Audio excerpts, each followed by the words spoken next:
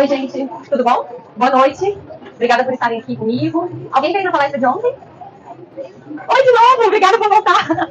A palestra de hoje vai ser um pouco mais fácil de ontem, tá? Prometo. Se eu estiver falando muito termo técnico, vocês me param, levanta a mão, eu vou tentar traduzir o máximo possível, tá bom? Eu não gosto de comunicação difícil. A palestra de ontem foi mais focada na astrologia, dentro do trabalho de trauma de infância, dentro da perspectiva da criança interior. E hoje eu vou trazer uma perspectiva mais prática de como a gente usa o tarô, a astrologia, a constelação familiar, no trabalho de trauma de infância para adultos, tá bom, gente? Então vamos lá. Dá pra me ouvir bem? Quer que eu fale mais alto? Tá bom? Então tá. Bom, a gente não vai começar com nenhuma dessas ferramentas, a gente vai começar por onde eu vou conseguir conectar o que eu tô falando a cada um de vocês. Então a gente vai começar por você. Onde tudo começa, né? Desde que nós somos seres humanos, a nossa espécie tem o hábito de conviver em bando. E isso serviu pra gente se proteger, pra gente sobreviver por mais tempo. Então a gente sente essa necessidade de pertencer ao grupo. Gente do céu, olha o TDAH, não foi meu nome, né? Gente, às vezes meu nome é errado, tá? Somos os mamíferos que mais precisam de cuidado, desde que a gente nasce, por mais tempo. Então, evolutivamente, o choro da criança ajudou quem chorava, sobrevivia mais do que quem não chorava. Então, hoje, todos os neném choram. O cheiro que o neném tem pra mãe na hora que ele nasce. Já chegou a quem tem filho aqui? O cheiro de filho é bom demais. É isso, é o cheiro que conecta. Isso é importante pra gente sobreviver, porque senão a gente ia doar, ia dar pra alguém, ia abandonar. Então, essas coisas que conectam a gente são muito importantes pra gente sobreviver, porque a gente precisa do outro pra sobreviver. Mas, a gente precisa também mais do que sobreviver, né? Amor é uma necessidade tão básica quanto comer. É muito importante. É a nossa melhor forma de ter certeza que alguém vai trocar nossa fralda, de que alguém vai dar comida pra gente, de que alguém vai dar banho, de que alguém vai proteger a gente se algum perigo acontecer, é através do amor. Eu trouxe uma foto do meu filho aqui na palestra. Quem é mãe, quem é pai aqui? Gente, a gente geralmente acha só o nosso recém-nascido bonito, né? O dos outros é muito feio, é só o nosso é bonito, né? É muito raro você encontrar alguém que acha recém-nascido do outro bonito. Geralmente essa pessoa é parceira, fotógrafa de passo, é alguma coisa do passo. É difícil, por quê? Hormônio, conexão, é importante a ocitocina, então isso ajuda a gente a sobreviver. Só que a gente precisa de amor também. Então, dependendo da dinâmica familiar em que o amor segue, né, dentro da nossa família, esse amor pode vir com nomes diferentes. Utilidade, aceitação, performance, reconhecimento. Antigamente, era como força de trabalho. O pessoal tinha 9, 10, 12 filhos para ajudar com gado, para ajudar a levar leite, para ajudar a vender, para trabalhar. Inteligência, dependendo da família, esse amor tem nome diferente. Das últimas gerações para cá, o mais raro de todos os casos, esse amor não tem nome. Ele quer que a gente seja nós mesmos. Esse é o amor que menos causa trauma. E mesmo assim, teremos traumas de infância para falar. Então a gente vai seguir o caminho que a gente entendeu que o amor faz dentro da nossa família. Se esse amor é sofrimento, a gente vai seguir esse caminho. Por amor, a gente faz de tudo, gente. A gente mata até as nossas melhores partes, a gente faz de tudo. Então o que a gente vai fazer por amor? Ou em alguns casos, para evitar receber desamor na infância. A história que esse amor tem na nossa família vai moldar a nossa personalidade. Então, o que eu preciso fazer para ser amado pelos meus pais? Isso é uma pergunta que a gente tem desde sempre, desde que a gente nasce. Deixa eu analisar esse povo aqui em casa. Onde será que me encaixa aqui? Onde que tem espaço? Pronto, achei. E aí eu vou me encaixar ali. Porque geralmente, é triste dizer isso, mas geralmente é nós que vamos até os nossos pais, não são eles que vêm até a gente. Então, aonde eu me encaixo na minha família? Onde tem espaço pra mim? A família, gente, é o início de tudo. Até pra gente se distanciar dela, a gente tem que reconhecer ela como o início de tudo. Tudo que não é, eu vou falar isso mais pra frente, mas tudo que não é reconhecido, tudo que é excluído, que eu nego, ele se faz ser visto de uma forma distorcida. Então a família, ele é o início de tudo. Mesmo que eu não tenha uma boa história com a minha família, ela é o meu início, eu sou viva hoje por conta dela, e talvez em alguns casos, é verdade isso, em alguns casos ela tem botado na vida o melhor que ela pode ter feito por mim. E apenas isso que ela pode ter feito por mim. Em alguns casos é realmente isso. A infância é o chão pelo qual pisamos a vida toda. Então vamos falar um pouco de infância. O que é a criança interior? A gente olha o mundo uma vez só, durante a infância, o resto é lembrança. Essa é uma frase de uma poeta que eu gosto muito. E muitas vezes o que a gente encontra hoje de desafios tem base na nossa infância, nos nossos primeiros 8 anos de vida, no que a gente entendeu dos nossos pais, o que ficou gravado inconscientemente pra gente, seja esse inconsciente, o inconsciente pessoal, familiar, social, esse inconsciente, ele se manifesta através da repetição de padrões, quando a gente vai puxar muitos dos dilemas ainda da nossa infância. Então o que é a nossa criança interior? A criança interior a gente conversa dela quando a gente está falando com adultos. Porque a criança é uma criança já, ela já é uma criança interior, ela já é a criança, né? E a gente tem que fazer com as nossas crianças é não ferrar as infâncias delas, mas com os adultos a gente está falando de criança interior. Então a nossa criança interior é onde mora as partes de nós, da nossa história, que tem um valor gigante pra gente. É a essência que compõe a nossa personalidade, é também o que nos moldou como somos. É como vimos, sentimos, entendemos o mundo ao nosso redor. O que eu quero dizer com isso? É a minha verdade sobre a minha infância. Se eu vou conversar com minha mãe e com meu pai, eles vão ter perspectivas completamente diferentes do que eu vivi. Mas o que me importa na terapia é o que eu vivi, essa é a minha verdade. É com ela que está causando as coisas aqui dentro, então é ela que eu tenho que olhar. A criança interior é a parte da nossa infância que compôs a nossa personalidade e ainda precisa ser nutrida e emparentada. A criança interior ferida é essa, que ainda precisa de cuidados. É a criança que se frustrou, que passou por muita coisa sozinha, que precisa de ajuda ainda dentro de nós e que ainda causa traumas, ainda está no piloto automático dos traumas. Ou, em alguns momentos do processo, somos nós que precisamos dela. E quando é a gente que precisa dela, que ela tem algo muito especial que a gente perdeu em algum momento da vida, a gente precisa fazer esse resgate, aí a gente está falando da criança interior solar. É ela que vai nutrir a gente, ao contrário. Mas até pra ela nutrir a gente tem que nutrir ela. Senão ela, tadinha, ela tá ali traumatizada, a gente ainda tem que cuidar dela pra ela cuidar da gente. Então é a base da nossa singularidade, da nossa autoestima, espontaneidade, magnetismo, criatividade. É o que me faz ser eu, que é diferente do que te faz ser você. Esse é um tema tão amplo que eu não gosto de trazer caixinhas prontas. São 5 feridas da infância que atrapalham o seu autoconhecimento ou o seu relacionamento. Pô, só 5. Eu consigo pensar em 50. Tem cada história tão particular, às vezes o que é pra um não é pra outro. Eu não posso colocar nas caixinhas. Mas algumas coisas são um pouco mais previsíveis do que outras. Então eu vou trazer alguns exemplos aqui pra vocês. Com certeza você conhece um adulto, uma adulta que se isola nos momentos difíceis. Aí a pessoa some e daqui a pouco você entra em contato lá um mês depois, a pessoa tava passando um perrengão e ela não contou. Você, pô, cara, eu tava aqui, mas ela não sabe pedir ajuda. Prazer, tá, gente? Você é adulta que se isola em momentos difíceis, adulta que não pede ajuda nos momentos mais difíceis, nem das pessoas mais próximas, que você não, que não compartilha dificuldades, porque acha que ninguém vai ajudá-la, ou que vai ser diminuída, criticada, ridicularizada de alguma forma, geralmente foi aquele. Geralmente. Lembra, caixinhas às vezes não encaixam todo mundo. Geralmente foi a criança que, quando colocava pra fora de sentir, os pais diminuíam o sentimento dela, ou não prestavam atenção, os pais eram práticos demais, que não tinha nem disponibilidade, nem vulnerabilidade para se conectar com o que essa criança estava sentindo e acolher ela. Aí ela se acostumou a fazer tudo sozinha, porque geralmente ela teve pais que brigavam com ela por tudo, fora de promoção, ou então que não davam a mínima. Por isso a criança também perdeu a dimensão do que é realmente sério, do que pode ser facilmente resolvido com o colo. E aí o adulto perde essa dimensão. O que eu posso pedir ajuda e realmente é ajudável, né? Digamos assim. Tudo é muito sério pra ela, então ela resolve tudo sozinha, porque ela tem medo de fazer o movimento de pedir ajuda, tem intervenção do outro, às vezes mais atrapalha do que ajuda ela. Alguns sentimentos que a gente encontra, a gente pode encontrar aqui, nesses casos. Que vem da tristeza e do medo, são emoções primárias, né? Sentimentos derivam de emoções primárias. Então, solidão, angústia, sobrecarga, ansiedade, vergonha, às vezes, de pedir ajuda, culpa, a sobrecarga de querer resolver tudo sozinha, confusão, insegurança, muito preocupadas. As pessoas geralmente se preocupam com tudo, porque não pode acontecer sozinha. Quer dizer, nada pode dar errado, porque eu tô sozinha pra resolver, então elas se preocupam com tudo. Meu filho passou da O peso de ser um bom filho. Esse é o segundo exemplo. Ser um bom filho é completamente diferente de ser um bom filho, gente. Pelo amor de Deus, não escutem isso aqui e saem daqui falando, não, eu vou ser cruel com os meus pais. Não é isso que eu estou falando. Mas não sejam o bom filho, porque é muito pesado ser o bom filho. O bom filho geralmente é filho de pais sobrecarregados, e por isso eles acabam sendo ausentes. Afetivamente ou fisicamente, mas na maioria dos casos, pelo menos afetivamente disponível, tá bom? Ou de pais emocionalmente incapazes de dar conta da demanda desse filho. E para ajudar os pais, ou seja, para receber amor, ele tenta, ou pelo menos não receber desamor, ele tenta se dar conta sozinho, ocupar pouco espaço, demandar o mínimo possível desse pai. Então é o filho que se resolve sozinho, faz o dever de casa sozinho, não tem nada errado com o dever de casa sozinho, tá, gente? O problema é quando isso acontece desse padrão. Você faz tudo sozinho, você se maneja sozinho, você não pede ajuda dos seus pais. Sabe assim, aquela frase, nossa, como sua filha é boazinha, ela não dá trabalho, ela não chora, ela não faz birra, ela não fica te chamando. Gente, a criança, o papel dela é solicitar os pais. Esse é o papel da criança, ela é pequena, ela precisa de ajuda. Então esse filho, ele pode ser filho único, mas geralmente o padrão é de que ele tem irmãos mais velhos. Sabe assim, 3, 4, e poxa, minha mãe tá tão sobrecarregada com todo mundo, eu vou ajudar ela a cuidar de todo mundo. Então ele acaba ajudando mais do que ele deveria ajudar, principalmente uma criança. Geralmente ele é aquela criança mais introspectiva, que não compartilha tanto as suas emoções, as suas demandas, não deixa que ela somente espaço dentro e fora de si, porque entende que isso estaria dando mais trabalho ainda para as pessoas próximas a ela. Então, geralmente, essa pessoa acaba, inclusive, se ausentando do papel de filho. Para quem veio aqui pela constelação, vamos falar isso na frente, ela acaba se ausentando do papel de filho. E ela vira pai, mãe dos pais. Ou colega que ajuda os pais. Ela não se torna. Então, com o tempo, ela vai deixando de pedir o que é direito seu. De pedir amor, conexão, presença dos pais. Gente, eu sinto muito que você tem 4 filhos, mas vocês têm eu também. Cuidem de mim, olhem pra mim. Ela não se sente no direito de pedir isso. Então, sobrecarga por fazer tudo sozinha, angústia, é uma pessoa mais contida, tem dificuldade de se compartilhar com o outro, também não sabe dar limite ao outro, não aprendeu isso, porque sai fazendo tudo pra todo mundo. Dificuldade de construir relações presentes, ela se doa demais, mais do que recebe, não se sente pertencente, ela não se sente parte, a não ser que ela esteja fazendo alguma coisa pro outro, não sabe receber ou pedir.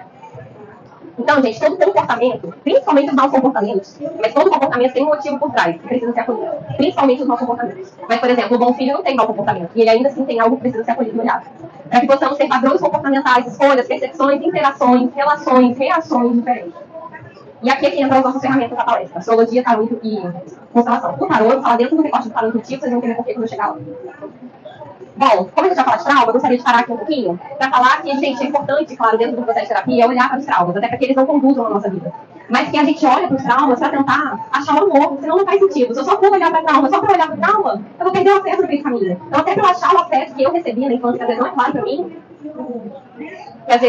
mim, eu preciso achar o amor. E para isso eu preciso tirar as dores da frente. Então, eu queria tirar esse slide para falar que a gente só é como é porque os nossos pais são como são, porque a história deles foi como foi. Mas eu não quero que vocês pensem nisso só como coisas ruins. Se eu sou grande hoje, é porque os meus pais foram grandes antes de mim e abriram caminho pra mim. Por mais que tenha tido trauma, por mais que tenha sido difícil, pra mim é um privilégio. Um privilégio. Você tá emocionada, obrigada. Eu acho que é muito... Quando a gente tá falando da criança, eu nem gosto de fazer essa palestra na hora. Porque eu acho que é um tema tão profundo, que toca tantas pessoas, e pra mim é um privilégio poder falar com a criança interior de alguém.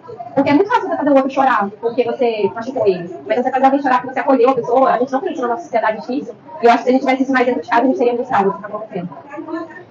Se eu vi mais longe, foi por estar sobre ombros gigantes. Eu trouxe essa frase pra gente lembrar que até as nossas conquistas foram... Alguém conquistou algo antes de nós, que nos permitiu ter essas conquistas antes. Então eu vou falar com traumas, mas eu vou falar com carinho também pelas coisas boas, tá bom? Vamos começar pelo mapa. O seu céu interno, que é o mapa, né? Ele ajuda a direcionar o contexto das perguntas. Relembrando aqui que hoje a minha ideia na palestra é trazer de uma forma um pouco mais prática como que a gente pode usar essas 3 ferramentas dentro de um atendimento. Porque eu imaginei que hoje eu teria mais terapeutas assistindo a palestra. Eu acho que não é o caso, então eu vou tentar traduzir o máximo possível para vocês acompanharem comigo, tá bom? Dentro de um atendimento, então eu vou dar um exemplo para vocês. Dentro de um atendimento de uma pessoa, eu começo ouvindo essa pessoa, fazendo uma leitura intuitiva, que não tem nada a ver com essa uma outra técnica minha, para dar um contexto emocional do que eu estou pegando da pessoa. E aí sim ela começa a me trazer o que está acontecendo na vida dela. Dentro do que eu já senti, do que ela está me contando, o mapa me dá um norte muito mais certeiro para onde eu tenho que ir. Como é que será que é a relação dela com essa mãe? Como é que será que é a relação dela com o pai? E de quê? Eu já tenho um norte muito mais certo. Então é sobre esse norte que eu vou falar com vocês agora. O mapa me dá esse norte. Então, saber o alfabeto astrológico me dá liberdade para interpretar a bússola de várias formas, sem sair do norte. Ou seja, me dá espaço para entender como essa pessoa está entendendo o mapa dela, como ela está utilizando esse mapa, adaptar as particularidades dela sem perder a essência. Porque senão fica um mapa. Às vezes a gente olha para o mapa te engana. Se você não prestar atenção no contexto de vida da pessoa, na história, em tal de conta, você faz uma interpretação errada. É importante a gente dar essa filtrada, essa particularidade. Tem pessoas que vai usar um aspecto de um jeito, e o mesmo aspecto vai ser usado de uma forma totalmente diferente para outra pessoa, porque o contexto importa. Como uma pessoa viveu isso importa. Então aqui, quem é astrólogo, por favor, levanta a mão, quem tem de astrologia, ele dá essa informação então é só para você. Quando a gente vai trabalhar com o mapa dentro do contexto de trauma de infância, é importante que a gente olhe os luminares, Sol, Lua, eles dão muita pista pra gente. Divinidade cósmica, casa, dispositor e aspecto planetário, especialmente as quadraturas, tá? Vão dar muito mais informações pra gente. Então a história, dentro de um atendimento, geralmente, 99,9% das vezes, precisa acontecer desse jeito. Presente, máquina do tempo passado, máquina do tempo presente de novo.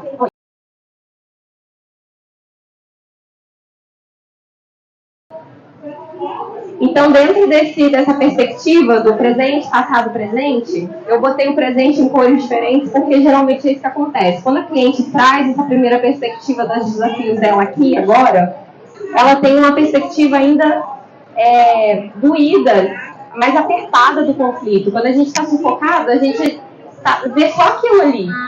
Quando a gente volta para o passado para tentar entender o que é que eu vivi que pode estar alimentando esse meu conflito, e eu volto para o presente com esse conflito com outro olhar sobre ele, uma dinâmica que eu fiz sobre ele, eu geralmente tendo a enxergar o conflito de forma mais passada. Opa, peraí, então agora talvez eu consiga resolver isso aqui, aí isso aqui eu jogo para cá, eu consigo organizar a sala agora.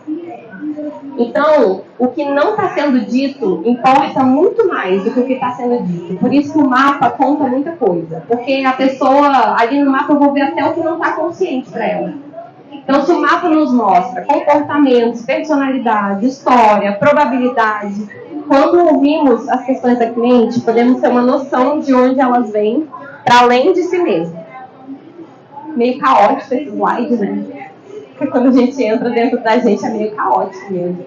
Nem sempre dá para separar o que é certinho da nossa mãe, o que é certinho do nosso pai. Tem coisa que é aqui no meio, tem coisa que é dos dois ao mesmo tempo. Tem coisa que é trocada, tem coisa que não cabe no estereótipo de mãe, não cabe no estereótipo de pai. Por isso que o contexto particular de cada um precisa ser sempre analisado. Aqui eu trouxe algumas coisas, já misturando constelação e outras coisas de outras técnicas aqui. O que geralmente a gente encontra no campo do Sol, ou seja, no campo do pai, no campo da Lua, no campo da mãe.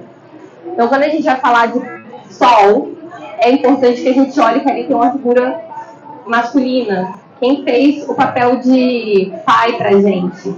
E também não precisa ter sido necessariamente uma figura masculina. Por exemplo, se eu fui criada se eu vim de um casal de lésbicas, se as minhas mães são um casal de lésbicas, se eu tenho 2 pais, é importante a gente entender quem que vai ficar com cada figura. Então, ali dentro desse campo, de novo, gente, dadas as devidas particularidades, geralmente no Sol eu vou encontrar qual é a estrutura prática que essa pessoa olha para a vida, não como ela estrutura a vida, isso é Saturno, é diferente. Então, firmeza, a querência, o quanto que você quer algo, o quanto que você quer se projetar para alguma coisa. O se projetar em si é Marte, mas o quanto que você quer, o que você quer se tornar, esse é Sol. O querer, aquele querer assim, mais genuíno, que mora no meu coração e eu realmente quero, isso é Sol. Identidade, personalidade, a identificação com o masculino, isso é Sol. O que me faz ser, o que me faz reluzir, isso é Sol. dentro do universo da lua ali, mais levando para o lado da mãe, né? Mas não só pela mãe. Estrutura emocional dessa pessoa, a segurança, a carência, a nutrição, a receptividade emocional, como que essa pessoa construiu o vínculo, o que ela entendeu por afeto e cuidado. E aí, no meio disso, claro, eu ainda vou olhar todos os outros planetas, Saturno, Marte, Júpiter, vão me dar uma boa noção também de como que eu entendi o meu pai, a Vênus vai me dar uma boa noção de como eu entendi minha mãe, e os afetos. Mas aqui no meio disso tudo ainda tem o eu, a minha singularidade, o que e como eu percebi tudo isso e como isso me moldou. Então é importante que a gente sempre olhe, o mapa sempre dá essa possibilidade da gente enxergar que tem algo por trás. Se essa pessoa chega pra mim e fala, eu tenho problema nos meus relacionamentos afetivos, com certeza. Com certeza. Esse é o meu mapa, tá, gente? São 16 anos de terapia em cima desse mapa. Mas a Lua vai falar muito sobre relacionamento. E no mapa dessa pessoa, a Lua é dispositora do Sol, é dispositora da casa dos relacionamentos dela. A Lua faz um aspecto de conflito aqui com um planeta importantíssimo para relacionamento. Então, afeto para ela não é só sobre afeto, não é só sobre um relacionamento, é sobre a mãe, é sobre como ela entendeu o afeto dentro de casa, é sobre a infância dela, vai muito mais profundo. Agora eu vou trazer o tarô intuitivo. No final, eu juro que eu vou costurar tudo isso, tá? Mas enfim. Por que eu vou trazer o tarô dentro do recorte do tarô intuitivo? O tarô intuitivo, ele nasce de um questionamento de definições pré-estabelecidas das cartas. Ele parte do princípio de que existem outras interpretações possíveis, inclusive mais subjetivas, para uma mesma carta e os seus símbolos, e que há espaço para que essas interpretações também sejam verdade para a consulente. O que eu quero dizer com essas palavras todas aqui? As coisas podem ser mais fluidas, e o tarô intuitivo vem trazer essa fluidez. Ele se apoia em 4 pilares subjetivos para construir a leitura de tarô, inclusive para construir a linguagem no qual você interpreta o tarô, e para cada tarô. Então, a linguagem emocional sua, a sua criatividade, a sua intuição e a sua singularidade. Porque só você vai sentir do jeito que você sente. Todo mundo sente raiva, claro, mas a sua raiva ela é só sua. Ela tem o seu contexto. A sua criatividade é só sua e a sua intuição é só sua. Então, sem a sua singularidade, esses 3 são completamente diferentes da minha, porque eu tenho a minha singularidade. Então, é a partir daí que o tarô intuitivo é construído. E aqui, bom, na pandemia, quando eu comecei a falar de tarô intuitivo em 2014, não tinha ninguém falando de tarô intuitivo. Depois da pandemia, todo mundo começou a falar de tarô intuitivo. Esse é como eu vejo o tarô intuitivo. Pode ser que outra pessoa passe outra lógica para você, tá bom? Então, o tarô intuitivo, ele abre mais espaço para símbolo. Para o símbolo fazer a sua mágica. Que mágica é essa? Vamos falar um pouco de símbolo. Para a psicanálise, o simbolismo é o modo pelo qual desejos, conflitos, tendências inconscientes adquirem representação indireta e figurada, ou seja, precisa de uma figura, tanto no indivíduo como na cultura, na linguagem, mitos, costumes, sonhos, ou seja, um comportamento, pensamento, associação com significados ocultos para a gente. Ou seja, inconsciente, né? O inconsciente pessoal, familiar, coletivo, se manifestando simbolicamente, criando também analogias. Então, quando a gente está falando de símbolo, a gente dá espaço para esse inconsciente se manifestar ali naquele símbolo, para ele interpretar, para ele achar uma ponte ali. Quando eu falo de inconsciente, o que eu estou falando? Arquétipos, traumas, memórias, sonhos, impulsos, desejos sombrios que eu tenho reprimido dentro de mim que eu não posso falar para ninguém. Raiva, então se eu sentir raiva, eu tenho que guardar 7 chaves dentro de mim, eu não posso falar para ninguém. Ódio, então, Nossa Senhora. Nem quando é cabível, eu não posso. Então, tudo isso vai ficando gravado no nosso inconsciente. E os símbolos conseguem fazer uma ponte para o nosso inconsciente. O símbolo é algo que nos induz a essa interioridade, ao nosso inconsciente. É a melhor forma de comunicação com o inconsciente e do inconsciente com a gente, com a parte consciente. Pois representa através de imagem, experiências e vivências que incluem aspectos tanto conscientes quanto inconscientes, ou seja, ele é uma ponte entre os dois mundos. Por isso que um símbolo é mágico, por isso que ele é tão importante. O símbolo, ele é capaz de mediar essas oposições, consciente e inconsciente, materializadas, que são materializadas nesse consciente e inconsciente. Então, o símbolo, ele surge como uma compensação dessa oposição. Que eu fico, eita, recalquei um monte de coisa no meu inconsciente, mas esse inconsciente, a função dele é tentar comunicar, é te proteger também, coisas ficam guardadas, mas esse inconsciente, o tempo todo, ele emerge, e ele fica falando com a gente que está lá dentro. O símbolo faz essa ponte. Então, por exemplo, o homem cria mitos desde que o homem é homem. O homem sonha. Nossa, tem registro dos egípcios sonhando, tem registro dos egípcios tentando fazer um manual de decifração de sonho, em 4.000 a.C. Então, o homem sonha há muito tempo, esse inconsciente fala há muito tempo. Os símbolos possuem significados inesgotáveis, abrindo espaço para analogia. O que eu quero dizer com analogia?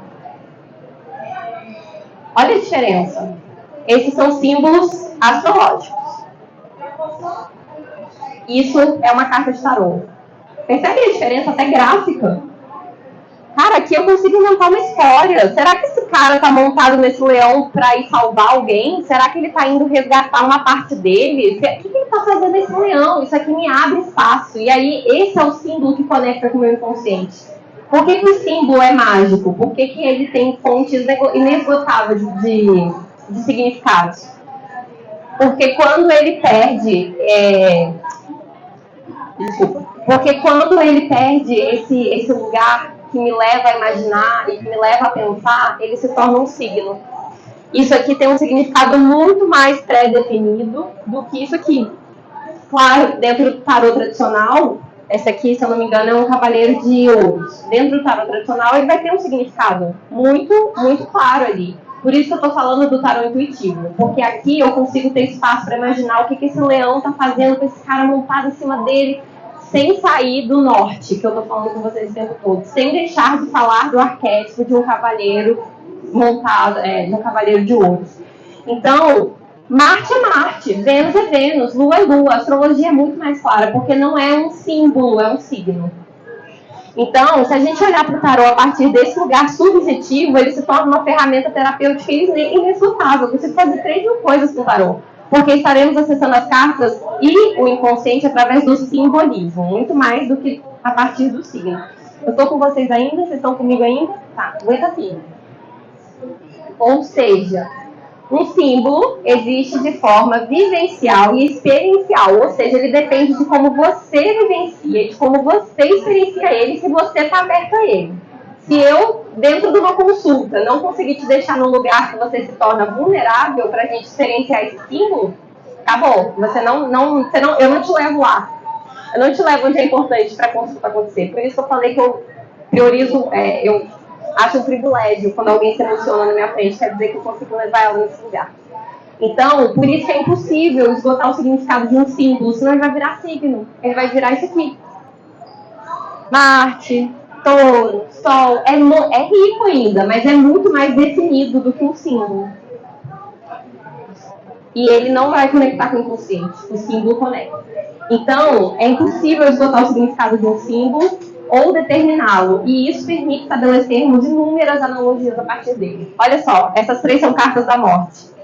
Se eu olhar dentro de um significado fixo, eu tenho um arquétipo muito bem estabelecido para a morte. Dentro do tarô intuitivo, eu consigo viajar em cada uma dessas mortes sem deixar de falar da morte.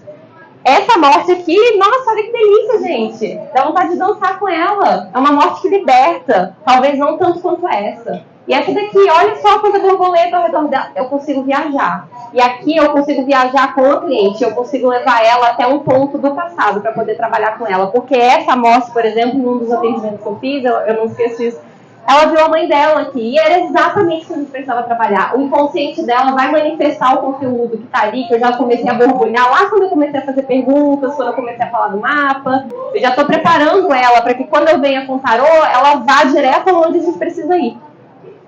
Nesse caso foi mãe. Aguentem firme comigo que eu vou conectar tudo agora. Vamos para a constelação. Primeiro, Tudo que é muito difundido, que começa a ter muito acesso, começa a ficar banalizado. E aí a gente começa a ver coisas que deixam de ser o que aquilo era e começa a se tornar uma outra coisa, às vezes até perde a essência. Acontece isso com a astrologia hoje, quando a gente fala que a astrologia é só horóscopo, é só o seu solzinho, e a gente fala que ela é rasa e que ela é sobre acreditar. A astrologia não é sobre acreditar, é sobre saber. Você estudou o suficiente para conseguir aprofundar esse alfabeto que você está na sua frente? A mesma coisa com a constelação. Hoje em dia eu vejo coisas horríveis de constelação na internet e quando eu vou ler, eu realmente acho que é horrível e aquilo não é constelação. Deixou de ser há muito tempo. Não é a minha constelação. Quando eu vejo, a vítima de estupro tem que ser perdoada. Não é assim. Então, assim, não acreditem que tudo que vocês veem é constelação. Eu vou falar sobre a minha constelação. Falar sobre como eu aprendi, como eu faço ela, ok? A observação fenomenológica, grande, né? Das nossas dinâmicas ocultas abre espaço para novas perspectivas. Vamos traduzir isso aqui. Um fenômeno é um fenômeno e ele tem uma força tão grande que independe do meu controle sobre ele. Ele acontece. Não sou eu que controlo um fenômeno. Eu observo um fenômeno. Então, a observação de como o que está inconsciente em mim se manifesta, e eu observo isso se manifestando, e eu vejo as coisas conversando, que estão ocultas, eu nunca vi na minha vida, e de repente eu vejo elas conversando entre si, abre espaço para eu perceber aquilo de uma forma diferente. A constelação mostra o que está oculto. A proposta é que através das dinâmicas que a constelação traz, e do conteúdo que se apresenta nas dinâmicas, a gente encontre, sem julgamentos, um lugar mais acolhedor para essas dinâmicas. Porque elas são minhas, elas não vão embora. É a minha história, faz parte de mim. Mas ela não precisa me incomodar e me matar e direcionar a minha vida. Eu posso dar um lugar mais acolhedor para ela acontecer. Esse é o desafio da terapia. Então, é possível observar que há uma consciência que busca a ordem do sistema, que a gente chama de ordens do amor na constelação. Quais são as ordens do amor? Aqui eu já estou trazendo o que da constelação eu uso dentro de um atendimento quando eu vou trabalhar com trauma de infância. Esse aqui não tem nem como eu excluir, isso aqui é o princípio da constelação, né? Então, hierarquia. Primeiro vieram os meus avós, depois os meus pais, depois eu. Parece muito óbvio quando eu falo. Mas é impressionante o quanto a gente tenta ser pai da nossa mãe, mãe da nosso pai, e como é que a gente inverte os papéis, principalmente por amor. Quando eu vejo que os meus pais não dão conta de algo, se são as pessoas que eu mais amo na vida e que eu tenho mais gratidão por me darem tudo, eu não vou ajudar essa pessoa, vou me afogar junto com ela. Eu, às vezes, me torno pai desses pais. Se eles não tiveram pai, então, nossa, é uma dinâmica muito, que a gente vê muito. Meus pais não tiveram pais, precisam de cuidado, não sabem cuidar de mim porque não foram cuidados. Opa, deixa eu lá para trás cuidar deles. Primeiro veio a minha criança interior, depois veio o meu adulto. Então eu preciso olhar para ela veio primeiro. Eu gosto de dar muito espaço para a criança. Geralmente no dever de casa que eu faço do atendimento, a gente vai ser criança, vai rascar a parede, vai comer sorvete, sei lá, no almoço, sabe? Vai fazer, porque a maioria de nós não teve espaço para ser criança. É uma fase tão curta. A gente é adulta, a maior parte da nossa vida, a gente não tem espaço para ser criança. Não faz isso, não chora, não rabisca, não arruma coisa. Gente! Então, lembram do segundo exemplo de trauma de infância que eu dei, do bom filho?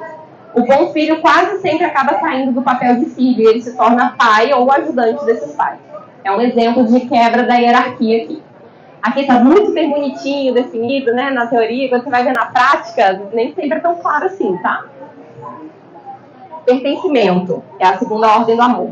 Tudo e todos pertencem. Por que eu sublinhei em tudo? Principalmente dentro da perspectiva de criança interior. Se você for falar de outros temas, talvez o todos faça mais sentido aqui do que o tudo. Tudo e todos pertencem. O que isso quer dizer? Uma coisa horrível que me aconteceu na infância, eu não posso simplesmente excluir ela. Eu não sou um HD, que eu apago as coisas. Eu não posso trancar ela no guarda-roupa. Ela pertence. Mas eu preciso achar um lugar adequado para que isso pertença na minha história. Ela não pode ser dona da minha vida. Eu preciso achar um lugar para isso acontecer. Mas geralmente a gente, opa, deixa eu guardar isso aqui, não quero isso aqui pra mim. E aí tudo, lembra que eu falei antes? tudo que é excluído, que eu finjo que não existe, se faz ser visto de uma forma distorcida. Então, não são só as pessoas e histórias que eu finjo que não existem, que a gente chama de excluídas na constelação, não são só as pessoas e histórias da sua família que importam, os sentimentos e o aspecto da sua personalidade também. Porque, e é isso que a gente mais olha quando a gente vai falar de criança exterior. Geralmente, por exemplo, se os meus pais não gostavam que eu fosse muito barulhenta, eu vou ser mais quietinha. E aí a parte expansiva da minha personalidade, eu vou fingir que ela não existe. Isso é uma parte de mim que eu excluí. E na constelação a gente consegue olhar partes da pessoa que foram excluídas, principalmente quando a gente vai falar de criança exterior. Então, tudo que não é visto se faz ser visto de uma forma distorcida. Equilíbrio, que é a terceira ordem do amor. Você sente que dá mais do que recebe nas suas relações? Sabe aquela pessoa que dá, e na hora de receber, não, imagina, quanto que é isso aqui, eu te pago esse presente, não precisa me dar presente. O equilíbrio dentro das trocas de relacionamento, ele precisa acontecer. Não precisa ser na mesma moeda, mas ele precisa acontecer. Eu não posso só dar e eu também não posso só receber. Você sabe receber sem sentir dívida com o que você recebeu, como se você não merecesse? Aquele primeiro exemplo de trauma de infância que eu dei para vocês, a criança que se acostumou com a ausência dos pais, se sentiu emocionalmente negligenciada, ela tende a dar mais espaço, ela tende a dar mais do que receber. Porque ela não aprendeu a receber. Que acredita que se ela der o suficiente, talvez as pessoas fiquem. Então, geralmente é uma pessoa que aceita migalhas. Ela aceita... esse pouquinho, eu aceito esse pouquinho de dar aqui, porque ela não recebeu. Ela não sente que recebeu. Geralmente, ok? Cada caso. A constelação traz algumas outras perspectivas muito valiosas quando a gente está falando de criança exterior. Então, por exemplo, os filhos tendem a olhar o que os pais não olham. O que os pais não dão conta de olhar. Se eu amo muito meu pai e o meu pai não dá conta de resolver um perrengue, opa, deixa eu lá resolver para ele. Ou então, às vezes, quando sente que tem uma família em que teve uma dinâmica de falta de amor, faltou amor para mim, eu geralmente tendo a ir buscar esse amor aonde os meus pais estão tão fixados olhando, porque não foi para mim, eles estavam olhando para outra coisa. É trabalho? Opa, deixa eu ir lá no trabalho para minha mãe ver. E aí eu acabo repetindo padrões dos meus pais. Se os pais não vão até os filhos vão até os pais. É esse caso que eu dei. Geralmente, quando há dinâmica de falta de amor, ou seja, os pais não vão até os filhos, não são atentos aos filhos, os filhos vão até os pais. E é totalmente diferente uma coisa da outra. O que o filho faz para receber amor do pai, geralmente ele vai atrás do sofrimento do pai. Consciência de clã, por exemplo, se você tem uma história de família que todo mundo, todas as mulheres da família... Gente, vou inventar um exemplo aqui na minha cabeça, tá? As coisas são mais reais do que isso na terapia. Mas todas as mulheres da família tiveram problemas de relacionamento, traição, ficaram sozinhas, não arrumou alguém legal para compartilhar a vida. Se eu arrumar alguém legal, vai ser difícil. Geralmente tende a ser difícil. Parece que eu estou traindo essas mulheres que vieram antes de mim. Parece que não é a minha herança. Estou trazendo um exemplo hipotético, mas que para estar real faltou alguns elementos aqui, tá, gente? Mas acontece. Então, isso seria um exemplo de consciência de clã. Na boa consciência do meu clã, entre aspas, o meu clã é uma boa consciência. Homem nenhum é bom, é melhor ficar sozinha mesmo. Essa é a boa consciência do meu clã. Então, quando eu for fazer um movimento ao contrário disso, eu vou ter que olhar para a dor dessas mulheres. Tá no meu inconsciente familiar isso. Vamos conectar os pontos, para não ficar tudo perdido. Qual a função da astrologia, então? Dar o norte na investigação. O que eu vou perguntar para essa cliente? O que vai me direcionar dentro do conflito dela? O que eu posso olhar por trás? O primeiro norte vem da astrologia. É onde eu começo a perguntar, direcionar perguntas para ela, que vou borbulhar o inconsciente dela, para que quando eu traga o tarô e ela olhe para o símbolo, eu consiga conectar inconsciente e consciente e levar ela num ponto de trauma para eu trabalhar com ela. É o salto que eu falo. Eu vou sair daqui, eu vou lá na infância. E aí eu vou pegar uma memória, ou uma imaginação, ou até a própria carta, e vou trazer os símbolos da carta, a imaginação, e dentro dessa imaginação ativa, eu vou começar a trabalhar com ela. E como que eu vou trabalhar? Através da constelação. Porque uma vez que eu chegue no trauma, eu preciso de uma ferramenta que me permita conversar com esse trauma e com os elementos desse trauma. A constelação faz esse papel. Então, cada uma tem o seu lugar dentro do meu trabalho. É isso. Eu espero que eu não tenha perdido vocês durante a palestra. Vocês conseguiram acompanhar? Então é isso, gente.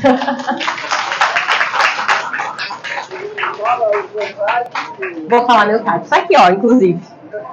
Gente, quem quiser me procurar no Instagram é Rávula Camargo. Complicadinho o nome, né? Vocês consigam ler aqui, é com H. Aqui é um curso que eu estou soltando no próximo mês sobre. Tem a opção de formação e a opção para autoconhecimento. É sobre criança interior, formação para terapeutas que querem trabalhar com criança interior, mas tem a opção para autoconhecimento também. Entre outros cursos, eu dou curso de estado intuitivo. E é isso. Alguém tem dúvidas? Ficou muito. Eu sou essa daqui. Alguém tem dúvidas? Eu falei alguma coisa que ficou perdida? Precisa ser explicada melhor? Claro! Deixa eu repetir a sua pergunta para todo mundo ouvir, tá bom? Ela fez uma constelação com o seu filho? Com o seu filho, não pro. Ótimo. Foi de bonecos ou foi em grupo? Então, ela fez uma constelação com o filho dela, presencial, em grupo, e ela sente que o filho dela acabou não se abrindo para receber a constelação, foi isso?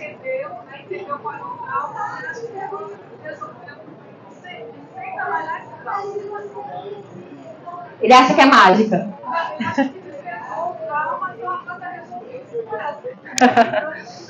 Bom, alguns traumas, eu não vou mentir, alguns traumas são assim. Geralmente quando você já teve um grande trabalho desse trauma antes. Todo grande trauma se apoia em pequenos outros traumas. Como se fosse um bolão grande. Você não come o bolo pelo meio, você come o bolo pela beirada. Então quando você vai trabalhar grandes traumas, você trabalha comendo os bolos da beirada. Não adianta pular para o trauma grande agora. A pessoa não tem estrutura emocional para lidar com ele. Eu preciso olhar para os pequenos traumas que sustentam e dão contexto para o grande trauma. Para que quando eu chegar no grande trauma, essa pessoa esteja com estrutura emocional para conseguir trabalhar ele. No caso do seu filho, se ele faz muita terapia, talvez realmente tenha sido uma constelação que resolveu alguma coisa para ele. Já aconteceu comigo isso, mas eu já tinha um contexto enorme de terapia antes. E aí uma constelação realmente fez um negócio enorme na minha vida. Mas se não é o caso, realmente... E é muito comum também que você faça 2, 3, 4 constelações para um mesmo tema. E que cada constelação ele vai olhando recortes diferentes do mesmo tema. É muito comum uma constelação repetir o tema. Porque ainda tem coisa ali para ser trabalhada.